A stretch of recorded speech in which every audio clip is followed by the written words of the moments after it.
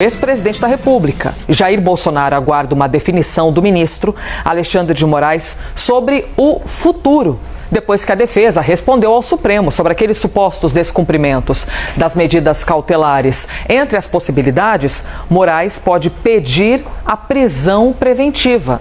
É assim que diz a regra: descumpriu uma medida cautelar, pode ser preso, mas o debate sobre ter descumprido ou não a medida cautelar é grande, viu? Bom, vamos começar aqui os trabalhos do Live. Marina, bem-vinda, bom dia.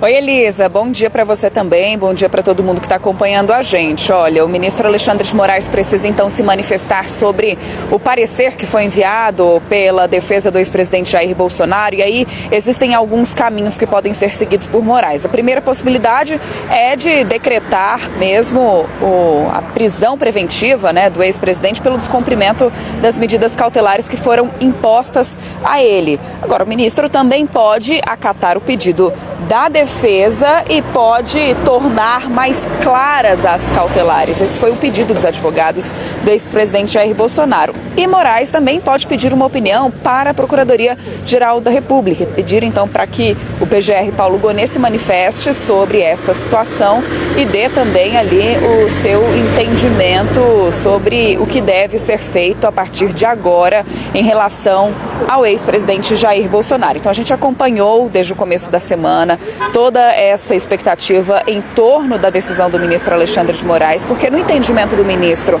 já houve ali um descumprimento das medidas cautelares quando Bolsonaro foi à Câmara dos Deputados na segunda-feira e fez aquele gesto para a imprensa, mostrou a tornozeleira eletrônica, fez uma rápida declaração que acabou sendo amplamente divulgada nas redes sociais. E a decisão de Moraes era justamente proibindo que Bolsonaro se manifestasse nas redes, tanto nas redes próprias ou como também nas redes de terceiros. Só que para a defesa de Bolsonaro isso não ficou muito claro. Então esse foi o principal argumento apresentado pela defesa, pelos advogados de Bolsonaro dentro daquele prazo que tinha sido estabelecido por Alexandre de Moraes. Então ontem à noite a defesa se manifestou pedindo para que Moraes esclareça o alcance das medidas cautelares. Os advogados disseram ainda que o ex-presidente observa rigorosamente as regras impostas e que não fará mais manifestações públicas até que a Corte torne mais objetivos os termos exatos das proibições. Então, para os advogados ficou um pouco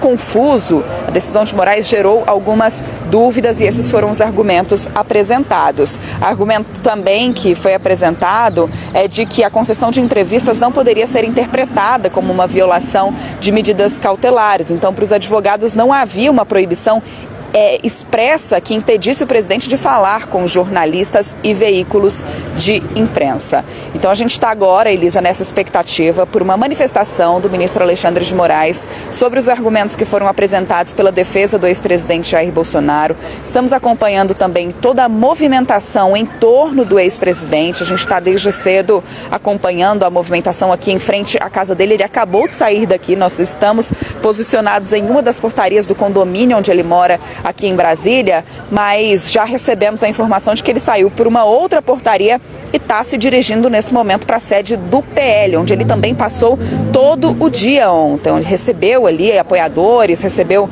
aliados, deputados que foram pessoalmente à sede do PL para conversar e para prestar apoio a Bolsonaro durante todo esse processo. Então a expectativa de que ele também permaneça na sede do partido ao longo dessa quarta-feira. A gente, claro, está acompanhando muito de perto e com essa expectativa, portanto, da manifestação de Alexandre de Moraes sobre qual será a decisão de Moraes diante desse pedido da defesa de Bolsonaro.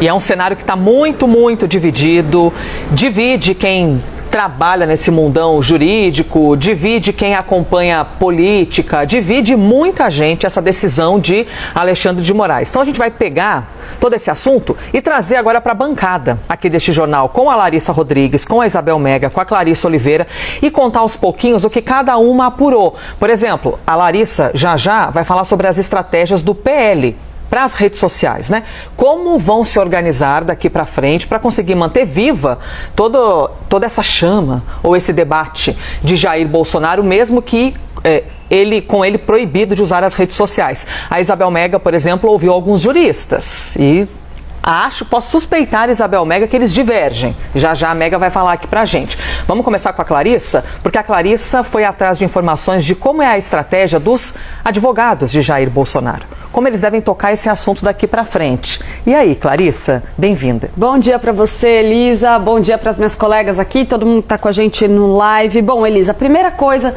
que a defesa do ex-presidente Jair Bolsonaro procurou fazer aí nessa manifestação foi afastar ali o risco de uma prisão.